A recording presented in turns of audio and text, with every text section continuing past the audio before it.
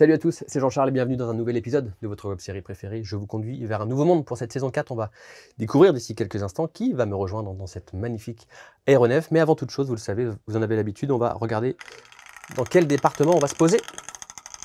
Est-ce qu'on va pas très loin? On reste en Loire-Atlantique. On va voir d'ici quelques instants, je le disais, qui va me rejoindre. Je vous conduis vers un nouveau monde saison 4. C'est maintenant, c'est parti.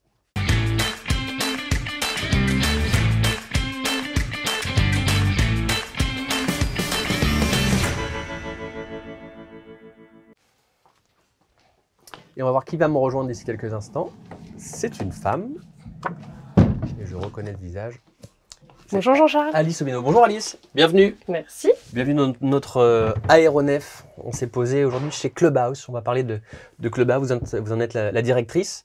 Alors Clubhouse, ce n'est pas une boîte de nuit. On en a rigolé avant de commencer cet épisode. Mais c'est un lieu de vie, de partage, de réinsertion. Comment vous présentez Clubhouse aux gens qui ne connaissent pas ? Alors ici, on est au Clubhouse de Nantes, parce qu'il y a d'autres Clubhouse un peu partout en France et dans le monde. Et donc Clubhouse, c'est un lieu d'accueil pour les personnes qui ont des troubles psychiques. C'est un lieu qui va les accompagner à se réintégrer dans la société par plusieurs méthodes. L'idée, c'est de pas rester dans un entre-soi de personnes qui ont des troubles et des difficultés dans leur quotidien, mais vraiment d'amener chacun à reprendre, à jouer son rôle dans la société. Qu'est-ce qu'un trouble psychique ?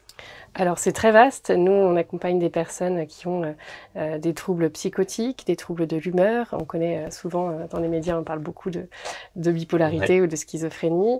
Mais il y a aussi tous les troubles dépressifs, tous les troubles anxieux, les troubles qui sont liés à l'abus de substances, donc les troubles d'addiction également, et puis d'autres troubles du comportement.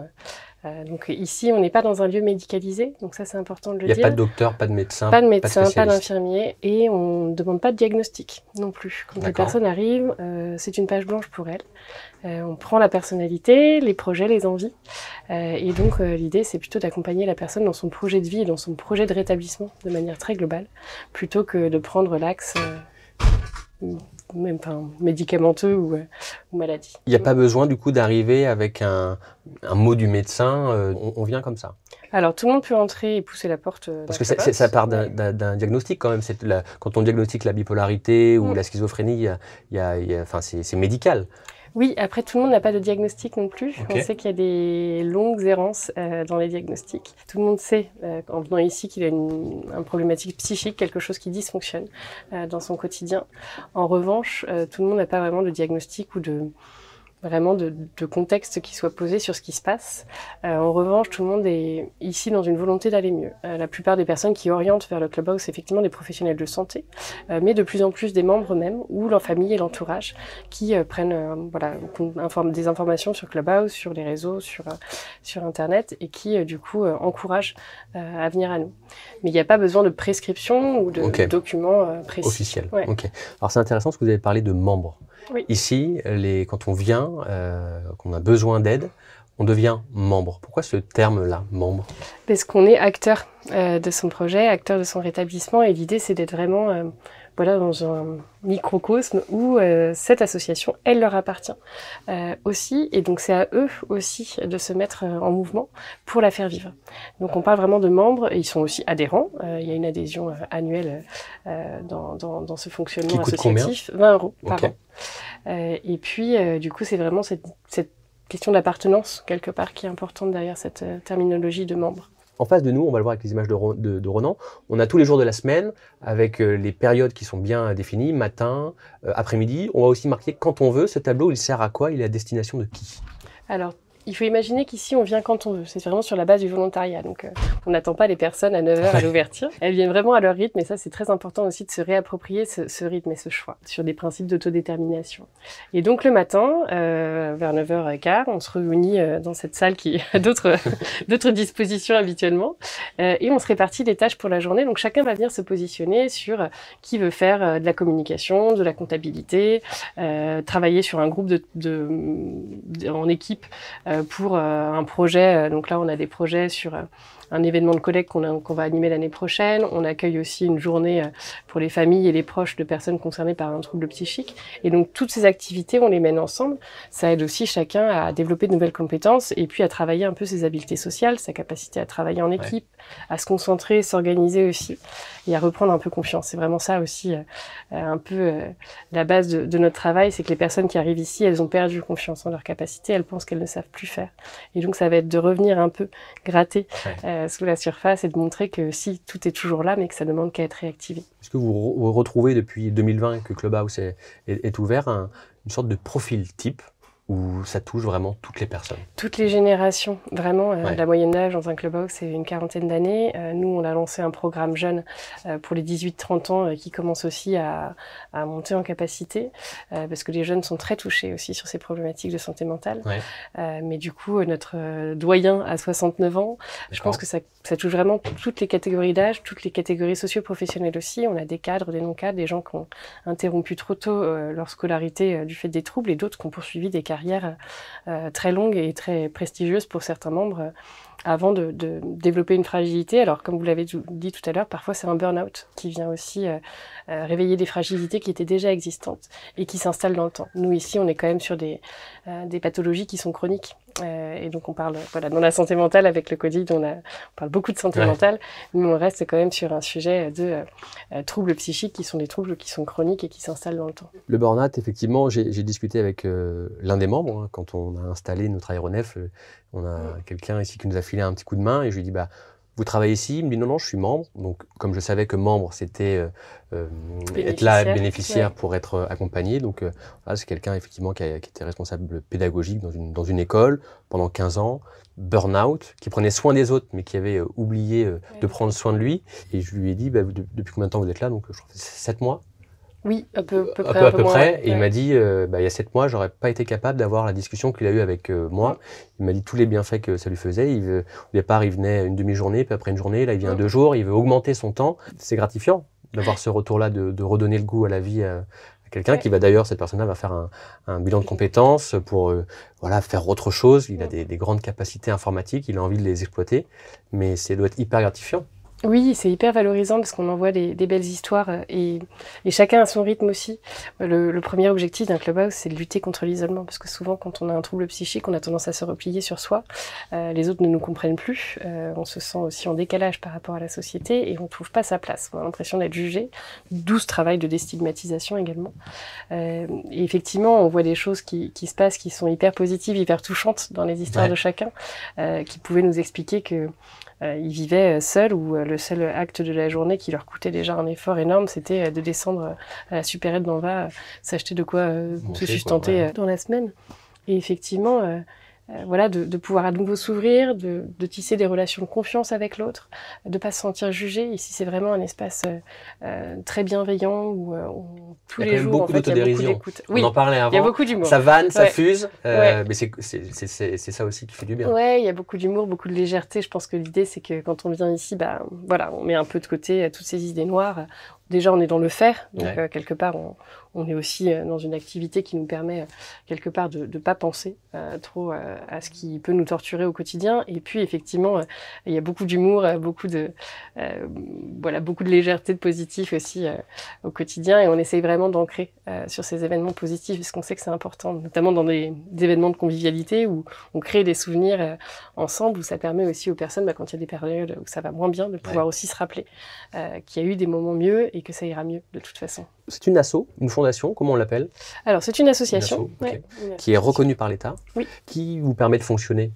Alors, depuis 2022, il y a une instruction ministérielle qui est venue reconnaître le modèle Clubhouse comme pertinent dans le système de santé et qui a permis de flécher des financements des agences régionales de santé sur les Clubhouse existants et en développement.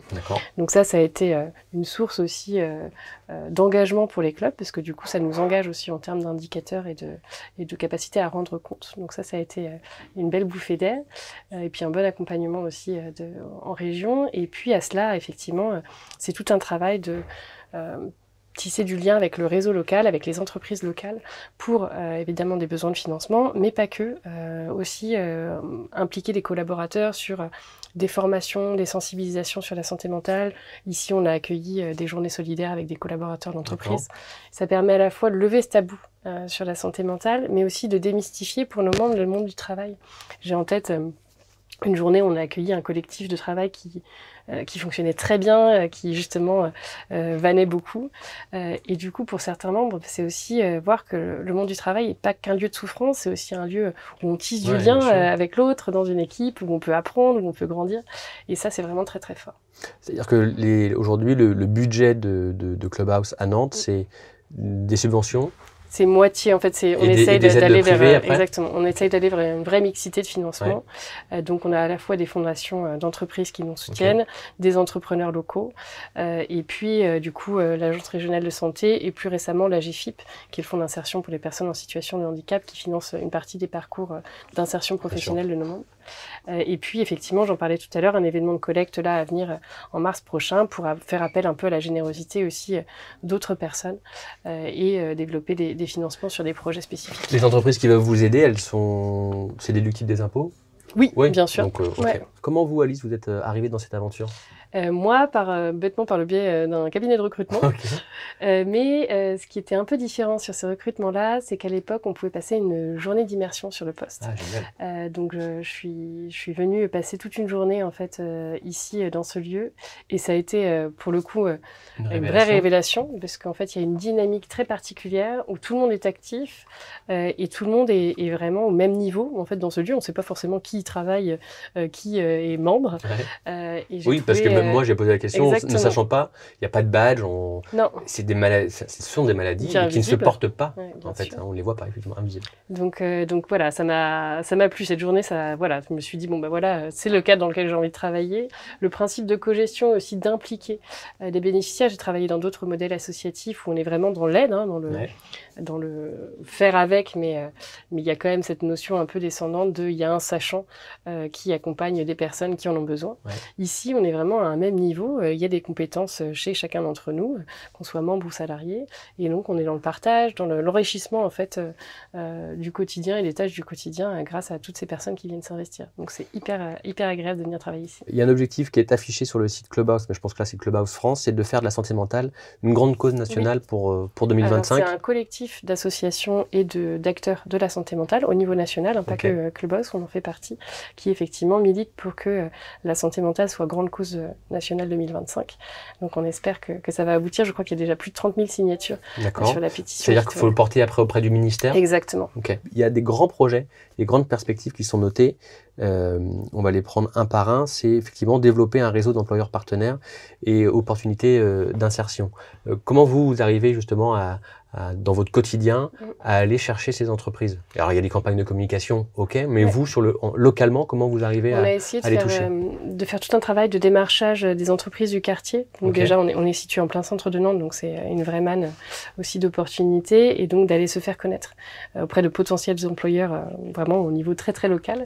Et puis aussi de développer par rapport différents biais, à la fois les mécènes qu'on a déjà engagés, mais tout un travail de prospection aussi, des opportunités professionnelles pour nos membres. On organise un job dating au Clubhouse de Nantes, du coup le 19 septembre prochain, où on espère que de nombreuses entreprises seront présentes, pour pouvoir aussi quelque part montrer aussi que le handicap psychique, c'est pas un sujet en entreprise, que ça fait aussi partie d'un facteur de rétablissement, de pouvoir être bien accompagné dans son emploi. Il y a aussi en perspective la sensibilisation. Vous passez à la radio, radio Jet FM. Oui. C'est au niveau national, ça? Ou non, c'est local. On a fait des podcasts accompagnés du coup par l'association qui gère la radio Jet FM, où du coup tous les membres ont mis à la pâte à la fois pour rédiger les contenus, mais aussi sur la technique pour s'enregistrer en plateau. Donc un premier podcast vraiment sur Clubhouse. Qu'est-ce que c'est Clubhouse? Comment on fonctionne? Et puis un autre sur le rétablissement et la roue du rétablissement, qui est un outil qu'on utilise ici. Et puis on a aussi un spectacle. On a créé un spectacle de théâtre l'année dernière, avec une metteur en scène qui nous a accompagnés. Et cette année, on a eu la chance d'avoir des financements aussi pour reprendre ce projet et l'enrichir avec d'autres. C'est-à-dire que vous allez la jouer, cette pièce? Et donc décembre, 2 dates qui sont calées les 10 et 17 décembre à la Soufflerie à Rezé, Ok. donc pour rejouer cette pièce qui s'appelle Feu Follet. Donc développer le réseau, on en a parlé, de la sensibilisation. Le programme jeune, vous en avez parlé tout à l'heure, mais on va en redire un mot. Donc 18-23 ans. 18-30. 30, Ouais. ok. Donc c'est des jeunes, adultes, des voilà. jeunes adultes. Du coup, vous allez sensibiliser aussi dans les écoles? Alors plutôt Comment au ça se niveau lycée et au niveau étudiant, pour effectivement avoir quelque part un peu un niveau d'alerte et d'attention sur ces thématiques de santé mentale. Souvent, il y a quand même des périodes de difficultés qui interviennent sur ces âges-là. Et puis, montrer aussi des signes d'espoir. Parce qu'en fait, souvent, on n'ose pas dire qu'il y a une problématique, ou on n'ose pas aller alerter un professionnel de santé parce qu'on a peur. On a peur d'être mis dans une case, on a peur de ne plus être comme les autres, on a peur de devoir se soigner, être hospitalisé, voire interné. Il y a un peu la peur de l'asile psychiatrique qui est encore bien présente. Ouais. Et donc, du coup, l'idée, c'est aussi de faire intervenir des jeunes qui, aujourd'hui, sont engagés dans plein de projets, ont aussi une qualité de vie et peuvent s'épanouir malgré, quelque part, les troubles qui viennent perturber parfois le fonctionnement quotidien. Et cette notion d'espoir, elle est hyper intéressante dans le rétablissement.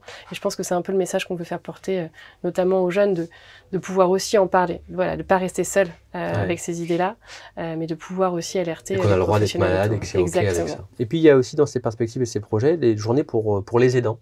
Oui. Parce qu'il ne faut pas oublier non plus ceux qui prennent soin de tous les membres, toutes les personnes qui souffrent.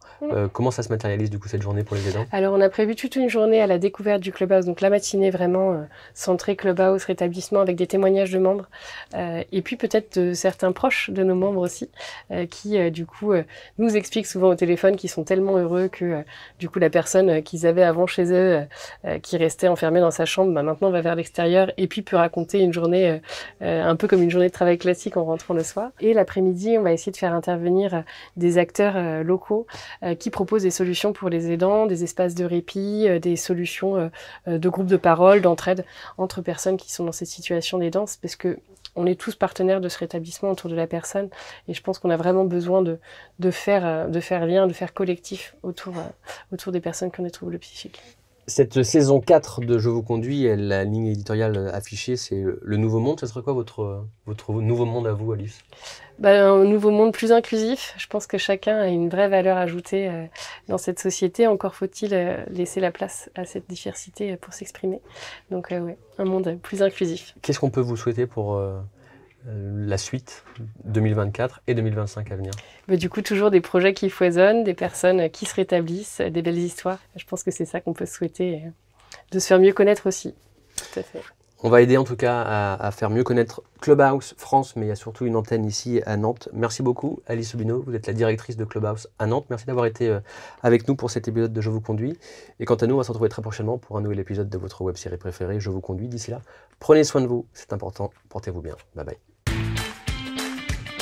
Je vous conduis vous a été présenté par le CIC Ouest.